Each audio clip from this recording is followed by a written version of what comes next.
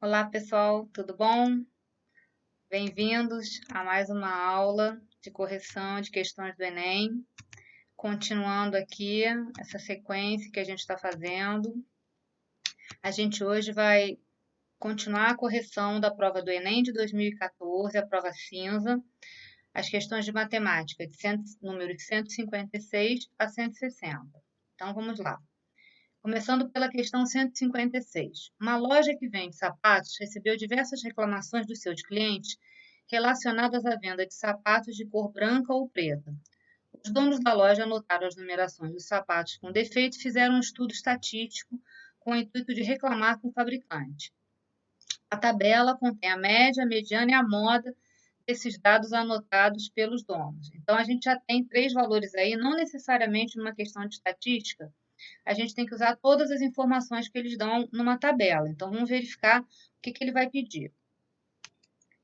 Bom, para qualificar os sapatos pela cor, os donos representam a cor branca pelo número 0 e a cor preta pelo número 1.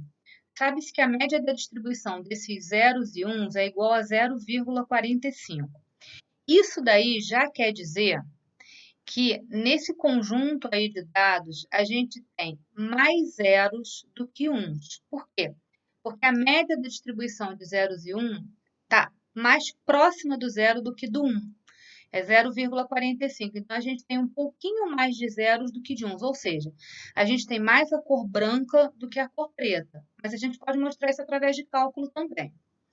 Os donos da loja decidiram que a numeração dos sapatos com maior número de reclamações e a cor com maior número de reclamações, a cor a gente já sabe, é a branca, não serão mais vendidas. Tá. Aí a loja encaminhou um ofício ao fornecedor de sapatos explicando que não serão mais encomendados os sapatos de cor e de que número. Muito bem. Na tabela, a gente tem média, mediana e moda, né? O que aparece com mais frequência é indicado pela moda. Então, basta a gente olhar na tabela o valor da moda, que no caso é 38, que essa é a numeração que tem a maior quantidade de sapatos defeituosos. Na verdade, a gente não vai precisar nem da média e nem da mediana, só da moda, porque é o que aparece com mais frequência. E a gente já sabe que são os brancos que aparecem mais. O cálculo para a gente mostrar algebricamente que o número de sapatos brancos é maior que o de pretos, pode ser essa que eu coloquei aí. Se eu chamar x a quantidade de sapatos brancos e y a quantidade de sapatos pretos. Eu calcular a média igualar com 0,45, eu vou ter o seguinte, ó, x vezes 0 mais y vezes 1 dividido pelo total de sapatos, que é x mais y, isso tem que dar 0,45. Fazendo as devidas simplificações, a gente vai ficar com uma relação entre x e y.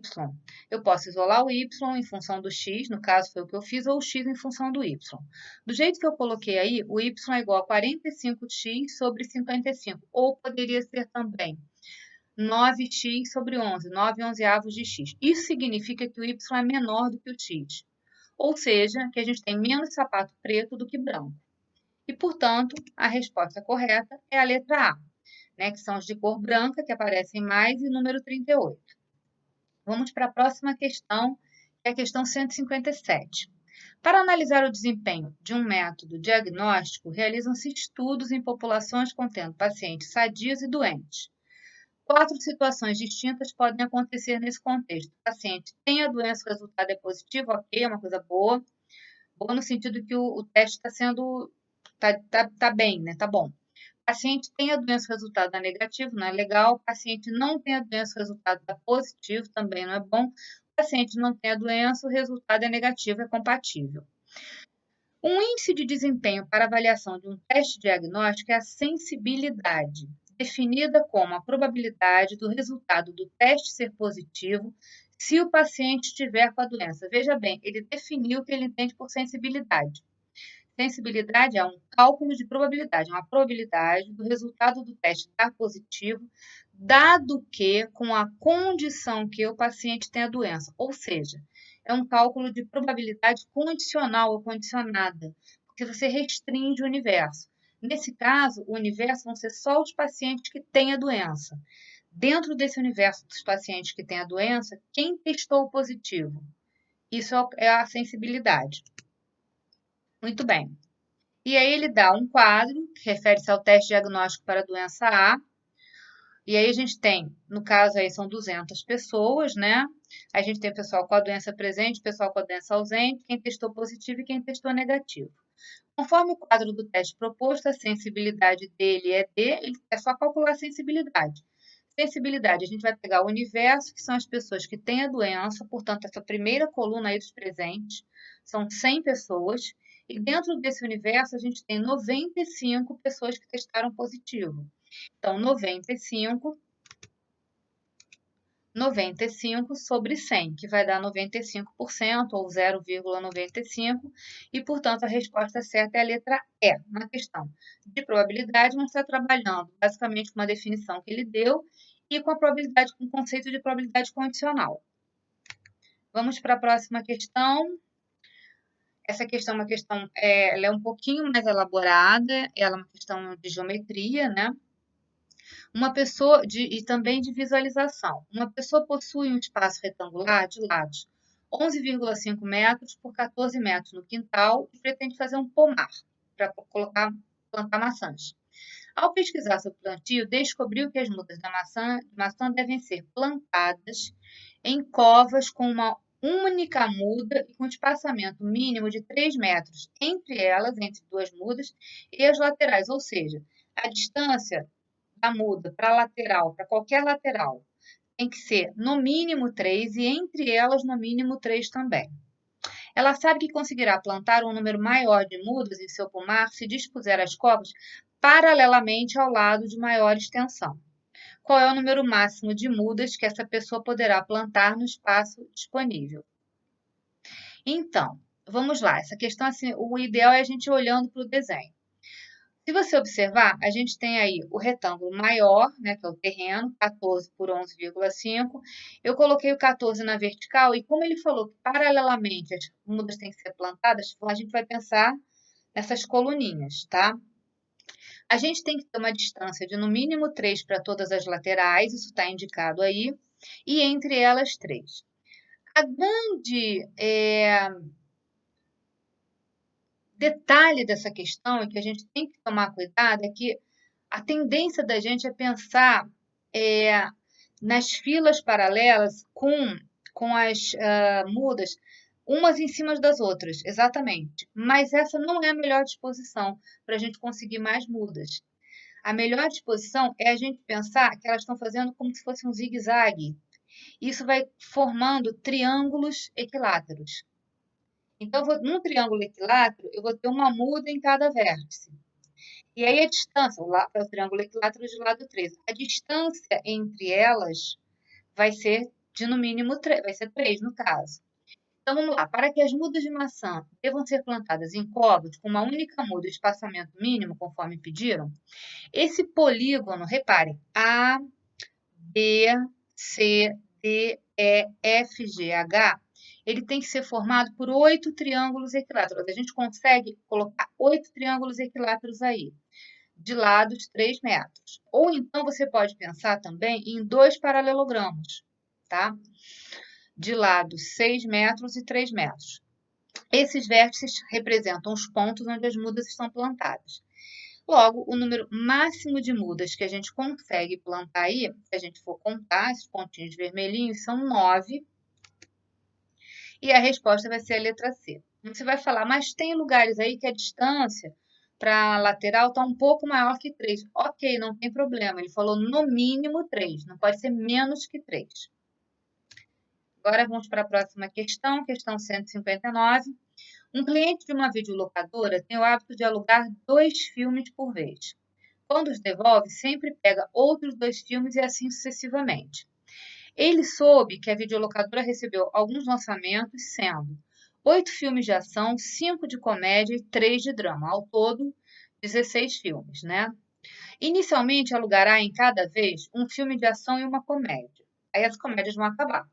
Quando se esgotarem as comédias, o cliente alugará um filme de ação e um de drama, até que todos os lançamentos sejam vistos e sem que nenhum filme seja repetido.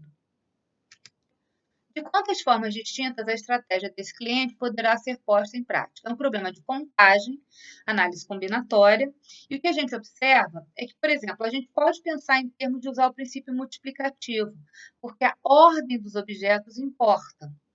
Todos os filmes são diferentes, então a ordem que eu vou colocá-los importa se eu trocar dois filmes de posição.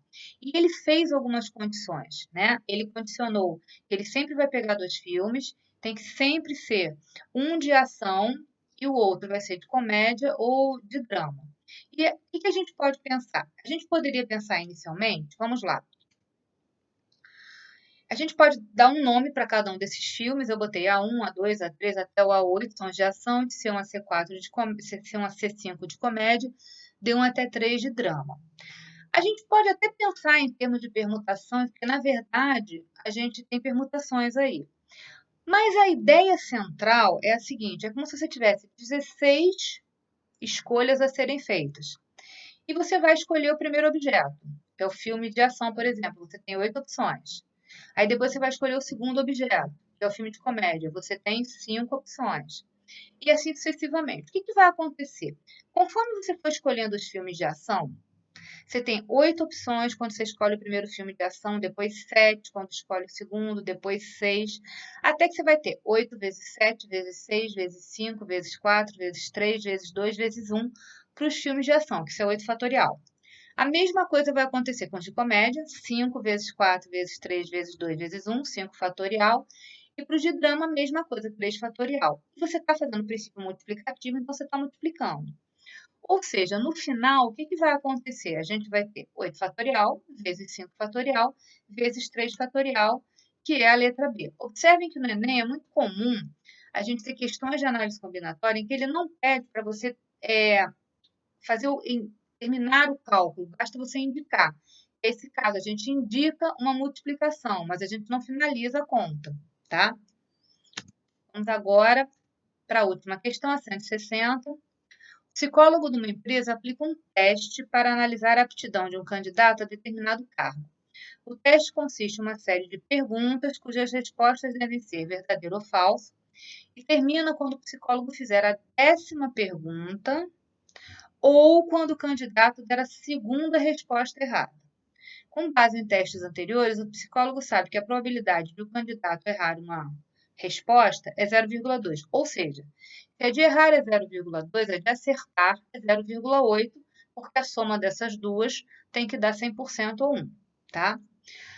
Aí o comando da questão é: qual é a probabilidade do teste terminar na 5ª pergunta? Observe, para o teste terminar na 5ª pergunta, a 5ª pergunta tem que ser exatamente a segunda resposta errada que ele dá.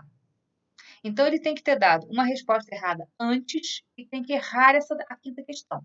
Não pode ser errar duas quaisquer aqui. Tem que ser a 5ª errada e uma das 4 anteriores errada também. Tá? Então, é o que eu estou falando aí. Para o teste terminar na 5ª pergunta, o candidato deve errar esta e uma entre as 4 primeiras perguntas. Então, o que a gente vai fazer? A gente já vai deixar separada essa 5ª questão e a gente vai pensar no que vem antes, nas 4 primeiras perguntas. Porque, na verdade, aqui a gente tem que ter 3 acertos e 1 erro. E como é que a gente pode embaralhar 3 acertos e 1 erro? De 4 maneiras. A gente pode ter erro, acerto, acerto, acerto, acerto, erro, acerto, acerto, acerto, acerto, erro, acerto, acerto, acerto, acerto, erro. A gente pode embaralhar isso de 4 maneiras, que é esse 4 que eu coloco aí. Então, a gente tem 4 vezes, e aí aqui dentro a gente tem 3 acertos e 1 erro. A probabilidade do erro é 0,2. A do acerto é 1 menos 0,2, que é 0,8, só que 3 vezes, então ao cubo. Então, por exemplo, acerto, acerto, acerto, erro seria 0,8 vezes 0,8 vezes 0,8 vezes 0,2. E é esse primeiro cálculo que está indicado aí. Só que a gente multiplica por 4, porque a gente pode ter outras arrumações possíveis, que dá esse valor aí. Só que isso são para as 4 primeiras. Essa é a arrumação das 4 primeiras. A última a gente já sabe que tem que ser erro, então vezes 0,2, tá? A probabilidade, então, vai ser o 0,4096 vezes 0,2, que dá esse valor que está aí, que corresponde à letra B. E com isso a gente termina mais esse grupo de 5 questões, tá bom? Um abraço para vocês e a gente se encontra na próxima aula, tá bom? Tchau, tchau.